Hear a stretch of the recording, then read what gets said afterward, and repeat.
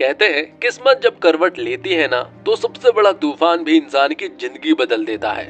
और 2025 में एक ऐसी फिल्म आई है जो सिर्फ फिल्म नहीं एक गाथा है, मिराई, जहाँ एक आम सा इंसान टकराता है प्राचीन रहस्यों से और बन जाता है उस लड़ाई का हिस्सा जिसमें दांव पर है पूरी इंसानियत का भविष्य। तो चलिए दोस्तों, जानते हैं मिराई की वो ताकत जो इतिहास को भी एक नया मोड़ देने वाली है। तो आइए इस एक्सप्लेनेशन को स्टार्ट करते हैं। वीडियो अगर अच्छा लगे तो वीडियो को लाइक करके चैनल को सब्सक्राइब जरूर कीजिएगा ताकि आपको इसी तरह के लेटेस्ट और फ्रेश कंटेंट मिलते रहे। तो फिल्म की शुरुआत होती है 250 ईसा पूर्व में, जहां हमें बताया गया इतिहास सिर्फ पत्थरों में नहीं रहस्यों में भी छिपा होता है। सम्राट अशोक ने एक ऐसा निर्णय लिया जिसने आने वाली सदियों को हिलाकर रख दिया था। कलिंग युद्ध के बाद जब खून से धरती लाल हो चुकी थी तब अशोक ने हिंसा छोड़ दी, लेकिन उन्होंने एक और काम किया।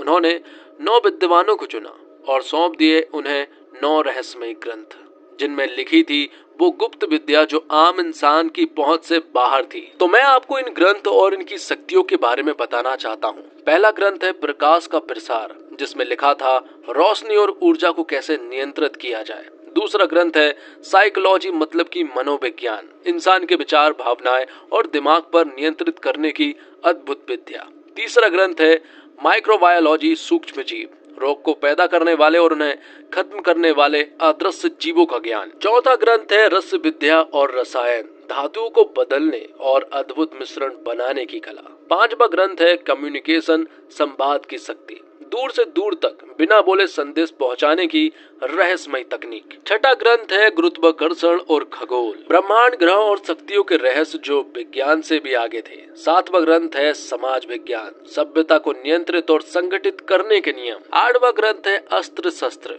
जिसमें ऐसे घातक अस्त्रों के राज है जो आने वाले युग से भी आगे थे। नौवां ग्रंथ है भविष्यवाणी, आने वाले समय की झलक, घटनाएं, आपदाएं और क्रांतियां पहले ही देखी जा सकती है। तो इन सारे 9 ग्रंथ को अलग अलग देशों में अलग अलग योद्धाओं को सौंप दिए गए थे, जिनकी वो लोग आज तक रक्षा कर रहे हैं। तो अब कहानी आ जाती है सन 2000 में, जहां हम अंबिका को देख पाते हैं जो कि 9वें ग्रंथ की रक्षा कर रही है, जिसमें भविष्यवाणी के रहस्य छुपे हुए हैं। और अंबिका के अंदर भी भविष्यवाणी देखने की सारी शक्तियां मौजूद हैं। और हाल ही में भी अंबिका ने एक ऐसा भविष्य देखा है जिसे देखकर वो पूरी तरह से डर गई है। दरअसल में एक काली शक्ति है जो सारे ग्रंथों पर कब्जा कर लेगी, और अगर ऐसा होता है तो वो इंसान बहुत ही ज्यादा शक्तिशाली हो जाएगा और उसे फिर सिर्फ भगवान ही हरा सकते हैं। तब अंबिका उन 9 योद्धाओं को बुलाती है जो कि उन ग्रंथों की रक्षा कर रहे हैं। सभी लोग अपने अपने देश से यहाँ अंबिका के पास आते हैं और अंबिका उन्हें बताती है कि एक काली शक्ति आ रही है जो कि इन सारे ग्रंथों पर कब्जा करेगी और सारी चीजें तबाह कर देगी। लेकिन ये योद्धा जो होते हैं ना, वो अंबिका की बात नहीं मानते। वो कहते हैं कि इन ग्रंथों के द्वारा उनके अंदर भी बहुत सारी शक्तियां हैं और उनके द्वारा हम उस इंसान को रोक सकते हैं। लेकिन अंबिका बताती है कि मैंने जो तुम्हें बताया है वो कोई संभावना नहीं है, बल्कि ये हकीकत है। अंबिका समझ चुकी थी कि ये योद्धा उसकी बात नहीं मानेंगे, इसलिए वो अगस्त्य मुनि से मिलने के लिए कैलाश पर्वत जाती है, क्योंकि उसे इस काली शक्ति को हराना है और वही कोई उपाय बता सकते हैं। अंबिका दरअसल में गर्भवती है और इस स्थिति में वो कैलाश पर्वत चढ़ रही थी। एक आम इंसान भी बाहर नहीं चढ़ पाता है और अंबिका जो है वो ऐसी स्थिति में कैलाश पर्वत चढ़ जाती है। और बीच रास्ते में अंबिका के पेट में जो बच्चा पल रहा है, अंबिका उससे भी बात करती है। और अब फाइनली अंबिका जो है वो कैलाश पर्वत चढ़ के अगस्त्य मुनि से मिल जाती है। वो उन्हें इन सारे खतरों के बारे में बताती है और अगस्त्य मुनि अंबिका को बताते हैं कि ये जो संकट आ रहा है वो इन सिर्फ 9 ग्रंथों पर नहीं बल्कि पूरे संसार पर होगा। इसे सिर्फ वही इंसान हरा सकता है जो त्रेता युग के अस्त्र मिराई को उठा सके, और वो इंसान कोई और नहीं बल्कि तुम्हारे पेट में पल रहा अंश। वही उस काली शक्ति से लड़ेगा और उसे हराएगा भी। लेकिन तुम्हें एक त्याग करना होगा और वो त्याग अपने बच्चे का ही है, क्योंकि यही सृष्टि का नियम है। त्याग के बिना, बलिदान के बिना ये संभव नहीं है। तब यहाँ पर हम देखते हैं कि जैसे ही अंबिका अपने बच्चे को जन्म देती है, वो उसे बनारस के घाट पर छोड़ देती है। और अब कहानी जो है वो 24 साल आगे शिफ्ट हो जाती है, मतलब कि 2024 में। मालूम चलता है कि जिस आश्रम में रहकर अंबिका इस 9वें ग्रंथ की रक्षा कर रही थी, अब 24 सालों से अंबिका जो है वो इस आश्रम में वापस नहीं लौटी है। और तभी इस आश्रम के संत को मालूम चलता है कि महावीर लामा नाम का एक आदमी है जो कि इन सारे ग्रंथों पर कब्जा करते जा रहा है। इसी तरह से उसने 5-6 ग्रंथों पर कब्जा कर लिया है। अंबिका जी ने मुझे बताया था कि अगर ऐसा कुछ होता है तो वो उसके बेटे को ढूंढे और इन सब के बारे में बताए। और दूसरी तरफ हम देखते हैं महावीर लामा को, जो कि एक ऐसा इंसान है जो बहुत ही ज्यादा शक्तिशाली है और अब वो हर एक ग्रंथों पर कब्जा कर रहा है। उसके अंदर बहुत सारी शक्तियां हैं जिनके सामने कोई भी नहीं टिक पाता है। उसके पास एक ऐसी काली तलवार है जिसके आगे कोई भी नहीं टिक पाता है। और अब वो 6ठे ग्रंथ की तरफ बढ़ता है और उसे भी अपने कब्जे में कर लेता है। तो अंबिका के आश्रम से अब विभा नाम की लड़की जो है वो अंबिका के बेटे को ढूंढने के लिए निकल पड़ती है। यहाँ विभा के अंदर भी वो सारी शक्तियां हैं जो कि इंसान के दिमाग को आसानी से पढ़ सकती है। जब विभा बनारस पहुंची तो मालूम चला कि दरअसल में अंबिका के बेटे का नाम बेदा है और बेदा को एक अघोरी ने पाला था। उनके द्वारा मालूम चला कि बेदा कभी भी एक जगह पर कभी भी नहीं रुका।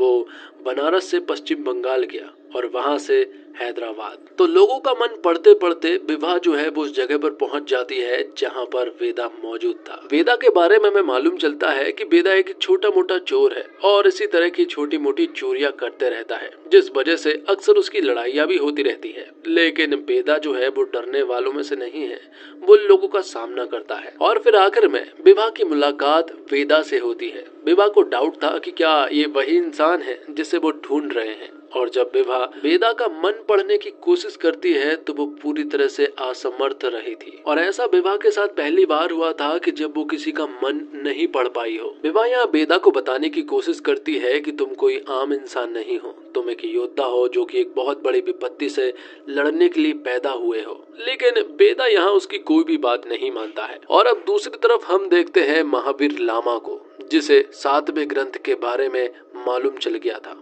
जैसे उसे 7वें ग्रंथ के बारे में मालूम चला वो तुरंत ही उस जगह पर चला जाता है और वहां के सारे लोगों को खत्म करके उस 7वें ग्रंथ को भी हासिल कर लेता है। इस तरह से महावीर लामा जो है वो बहुत ही शक्तिशाली बनता जा रहा था। दूसरी तरफ हम देखते हैं कि अब वेदा को कहीं न कहीं विभा पसंद आने लगी थी। वो उसके साथ टाइम बिताना तो चाहता था, लेकिन विभा हमेशा उससे बात करती रहती है कि वो एक योद्धा है और तुम्हारा जन्म जो है वो किसी युद्ध के लड़ने के लिए हुआ है। विभा उसे ये भी बताती है कि जन्म से लेकर आज तक तुमने जितने भी बुरे काम किए हैं वो दरअसल में बुरे काम नहीं थे, वो सारे अच्छे काम थे। जिस कार को तुमने चुराया था, अगर तुम उसे नहीं चुराते तो आगे जाकर उसका एक्सीडेंट होने वाला था। जिस बस को तुमने चुराया था वो बस जो है वो खाई में गिरने वाली थी। तुम्हारा जन्म जो है वो बहुत ही खास मकसद के लिए हुआ है और तुम्हारी शक्ति के द्वारा ही मिराई तक पहुंचा जा सकता है। और विभा यहाँ पर वेदा को उस ससुरी असुरी शक्ति के बारे में भी बता देती है जो सभी को खत्म करना चाहती है। उस शक्ति को पहचानने के लिए तुम्हें एक विशेष मुद्रा धारण करनी होगी, जिसे आंतरिक मुद्रा कहा जाता है। जैसे ही वेदा उस आंतरिक मुद्रा में जाता है तो उसे अपनी माँ की बातें याद आने लगती है। वेदा को अपनी माँ की बातें याद आती है जब वेदा पेट में था। माँ ने कहा था कि हम अलग जरूर हो रहे हैं लेकिन हम हमेशा साथ में रहेंगे और हमारी मुलाकात एक बार फिर से होगी। तुम्हारा पहला लक्ष्य है मिराई तक पहुंचना और हमारी मुलाकात जल्द होगी तंत्रवन में। इतना बोलने के बाद यहाँ पर वेदा की आंखें खुल जाती है। उसके आंखों में आंसू थे और नाक से खून बह रहा था। वो समझ गया था कि विभा अब तक जो भी सारी चीजें बता रही थी वो बिल्कुल सच थी और अब उसे विभा के बताए हुए रास्ते पर ही चलना होगा। और उधर दूसरी तरफ हम देखते हैं महावीर लामा को, जिसे 8वें ग्रंथ के बारे में मालूम चल गया था, जिस ग्रंथ की सबसे बड़ी खासियत थी अस्त्र शस्त्र। उन लोगों के पास बहुत ही विशेष तरह के अस्त्र शस्त्र थे जिनके द्वारा वो महावीर लामा से लड़ाई तो करते हैं, लेकिन महावीर लामा के पास अब 7 ग्रंथ की शक्तियां थी, जिस वजह से वो इन सारे अस्त्रों को खत्म करके सभी को खत्म कर देता है और उस 8वें ग्रंथ को भी हासिल कर लेता है। अब महावीर लामा को सिर्फ और सिर्फ एक ही ग्रंथ की तलाश थी जो कि भविष्यवाणी देखता है। उस 9वें ग्रंथ को ढूंढने की जिम्मेदारी महावीर लामा ने अपनी एक परछाई को दी है जिसका नाम युगा है। और यूका दरअसल में 10 साल तक एक योगी मुनि बनकर रही थी ताकि वो अंबिका के आश्रम में पहुंच सके। जैसे यूका उस आश्रम में पहुंची तो वहां पहुंचकर उसने सारे मुनियों और सारे लोगों को खत्म कर दिया था, क्योंकि उसे वो ग्रंथ किसी भी हालत में चाहिए था। दूसरी तरफ विभा को ये बात मालूम चल चुकी थी कि आश्रम को पूरी तरह से तबाह कर दिया गया है और जो लोग उसके अपने थे उन सारे लोगों को खत्म कर दिया गया था। अब विभा की जिंदगी में ऐसा कोई इंसान नहीं है जिसे वो अपना कह सके, सिर्फ और सिर्फ वेदा के अलावा। लेकिन अब यूका को विभा के बारे में भी मालूम चल गया था कि आखिरकार विभा कहाँ मौजूद है। वो वहाँ पहुंचकर बहुत सारे लोगों को अकेले ही खत्म कर देती है। तब तक विभा जो है वो वेदा को बता देती है कि एक बहुत बड़ा संकट जो है वो हमारे नजदीक आ रहा है। आश्रम को पूरी तरह से खत्म कर दिया गया है और वहाँ के सारे लोगों को भी। अब मेरी इस दुनिया में तुम्हारे अलावा मेरा कोई भी नहीं बचा है। कि तभी हम देखते हैं कि यूका जो है वो अपने बहुत सारे लोगों को लेकर विभा के पास पहुंच जाती है, लेकिन उसके सामने वेदा खड़ा हुआ था। वेदा यहाँ बहुत सारे लोगों से लड़ता है, बहुत सारे लोगों को मारता पीटता है, लेकिन वो यूका को नहीं हरा पाया क्योंकि यूका बहुत ही शक्तिशाली है। तब यूका जो है वो वेदा को घायल करके विभा को अपने साथ ले जाती है। तो विभा के जाने के बाद वेदा के पास सिर्फ एक ही रास्ता था और वो था आंतरिक मुद्रा का। वो आंतरिक मुद्रा में बैठता है और उसे सारे रास्ते जो है वो याद आने लगते हैं और उसे सबसे पहले तंत्र वन के बारे में मालूम चलता है जिसके द्वारा वो मिराई तक पहुंच सकता है। वेदा जब भी आंतरिक मुद्रा में बैठता है तो अंबिका उसे रास्ता दिखाती है। अगस्त्य मुनि ने अंबिका से कहा था कि जब वेदा जो है वो अपने लक्ष्य को पहचान लेगा तो उसकी छाती पर एक ऐसा निशान बनेगा जो उसे सबसे अलग बनाएगा। तो वेदा की छाती पर जो निशान बना था वो दरअसल में एक मैप भी था। उस मैप के द्वारा वो मिराई तक पहुंचने का रास्ता ढूंढ लेता है। वेदा यहाँ से निकलता है इंडिया के सबसे आखिरी गांव से कैलाश पर्वत की ओर, लेकिन यहाँ के लोग जो है वो वेदा से कहते हैं कि पिछले 300 सालों में यहाँ से जो भी आगे गया है वो कभी भी वापस नहीं लौटा है। लेकिन वेदा उनकी बात नहीं मानता। वो अकेला ही आगे बढ़ता जाता है और कैलाश पर्वत के बहुत नजदीक पहुंच जाता है। वहां वेदा की हालत पतली हो चुकी थी, लेकिन आखिरकार वो मिराई तक पहुंच चुका था।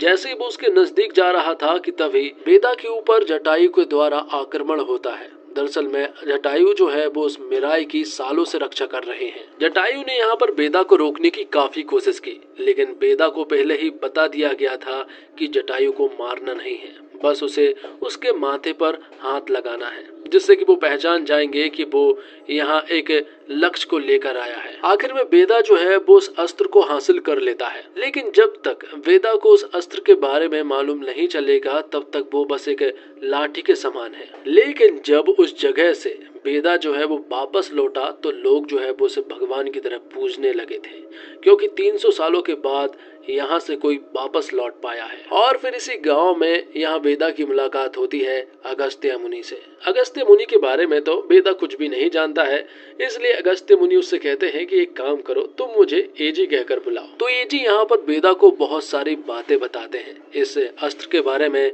और त्रेता युग की रामायण के बारे में भी बहुत सारी ऐसी चीजें बताते हैं जो कि आगे चलकर वेदा के काम आने वाली थी। एजी बताते हैं कि ये अस्त्र तुम्हारी तभी मदद करेगा जब तुम इसे अपने लक्ष्य के बारे में बताओगे और इसे उस जगह पर ले जाना होगा जहां श्री राम ने पहली बार अस्त्रों को उठाए थे। दूसरी तरफ हम देखते हैं कि विभा जो है वो महावीर लामा के कब्जे में थी। महावीर लामा यहाँ विभा को अपनी एक बैक स्टोरी बताता है। वो कहता है कि जब वो छोटा था तो लोग उसके ऊपर बहुत अन्याय करते थे। बचपन में ही गांव के लोग जो है वो उनके ऊपर बहुत अन्याय करते थे। उसकी माँ को चुड़ैल माना करते थे, जिस वजह से कोई भी मुझे अपने साथ नहीं रखता था। यह अन्याय जैसे जैसे बढ़ता गया वैसे वैसे लोगों को मारने की भूख जो है वो बढ़ती गई और एक दिन मैंने पूरे गांव को ही जला दिया। तब मेरी भूख तो मिट गई, लेकिन मेरी आत्मा की भूख नहीं मिटी और तब से ही मैं बुरे काम करता आ रहा हूँ। तो अब एजी के साथ वेदा जो है वो उस जगह पर पहुंच जाता है जहां प्रभु श्री राम ने पहली बार अस्त्रों को उठाया था।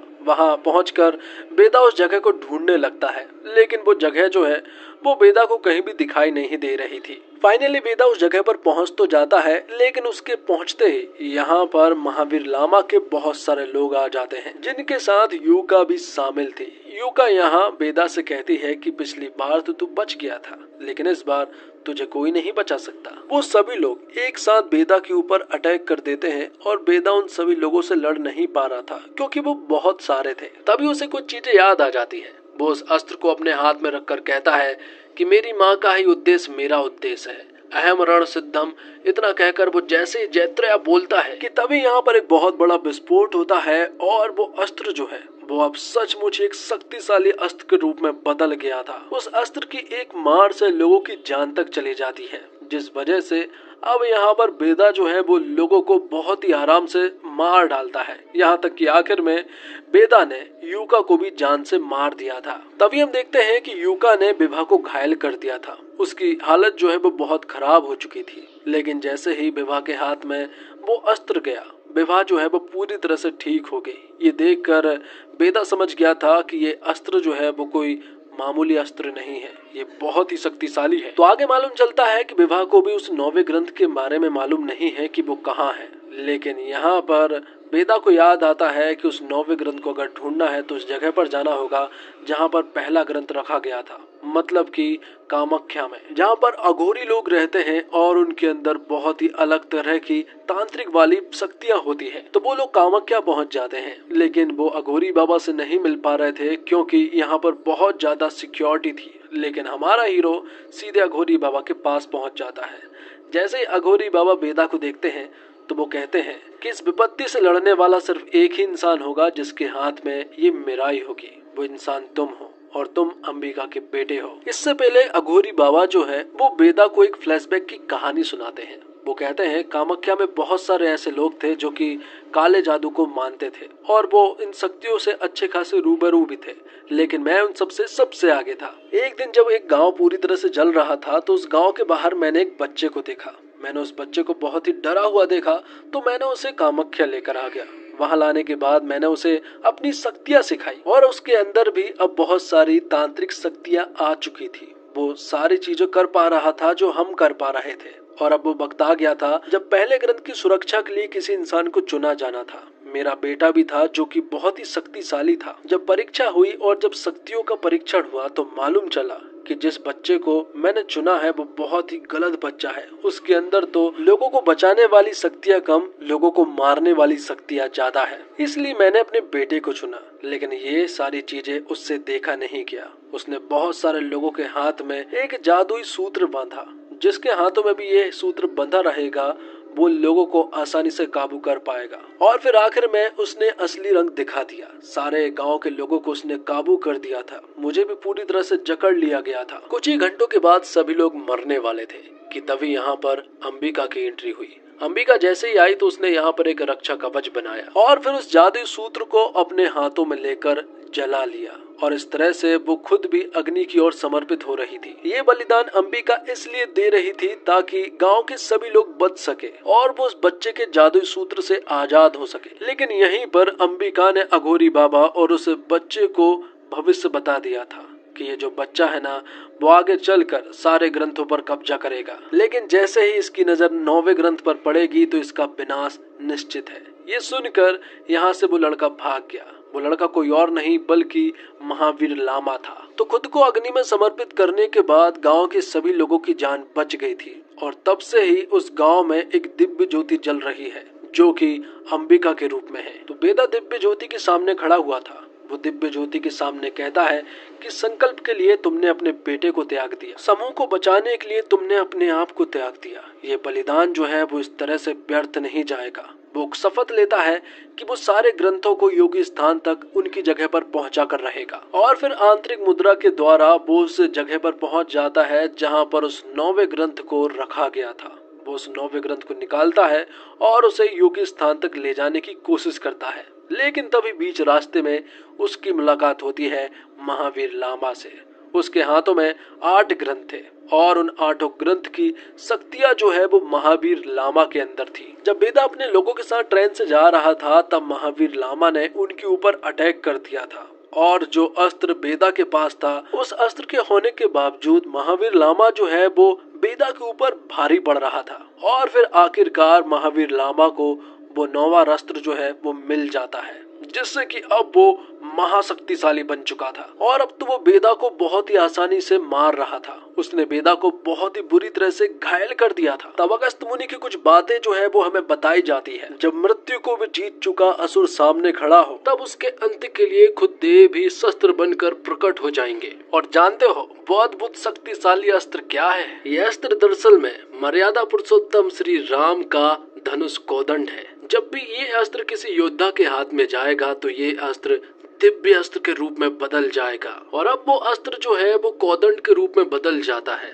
और अब वो एक धनुष बन चुका था। और अब यहाँ पर हमारा हीरो वेदा जो है वो उस कोदंड का इस्तेमाल करता है तो एक ही बार में यहाँ पर वेदा जो है वो महावीर लांबा को मार गिराता है। और इस तरह जब पाप अपनी हदें पार कर चुका था, जब निर्दोषों की चीख आसमान तक गूंज उठी थी, तब भगवान श्री राम के कोदंड से निकला वो दिव्य बाण सिर्फ एक अस्त्र नहीं बल्कि न्याय का संकल्प था। जो बाण जिसने खलनायक के अभिमान को चीर दिया, वो बाण जिसने सदियों से चली आ रही अंधकार की परंपरा को खत्म कर दिया। आज जब खून से सनी जमीन चुपचाप गवाह बनी हुई थी तो हवाओं में एक ही संदेश गूंज रहा था कि चाहे कितना भी बड़ा अत्याचारी क्यों न हो, सत्य और धर्म की विजय निश्चित है। नायक ने सिर्फ एक युद्ध नहीं जीता, उसने भविष्य को एक नई दिशा दी। उसके हाथों में उठा वो कोदंड मानवता के लिए एक आशा का प्रतीक बन गया। और इस तरह कहानी का यह अध्याय समाप्त होता है। लेकिन इतिहास हमें हमेशा यही सिखाता है कि जब अंधकार गहराता है तो प्रकाश का उदय अवश्य होता है। इसी के साथ ये एक्सप्लेनेशन यहीं पर समाप्त होता है। दोस्तों, उम्मीद करता हूँ आपको ये वीडियो पसंद आई होगी। वीडियो पसंद आई हो तो वीडियो को लाइक जरूर कीजिएगा, चैनल को सब्सक्राइब कीजिएगा।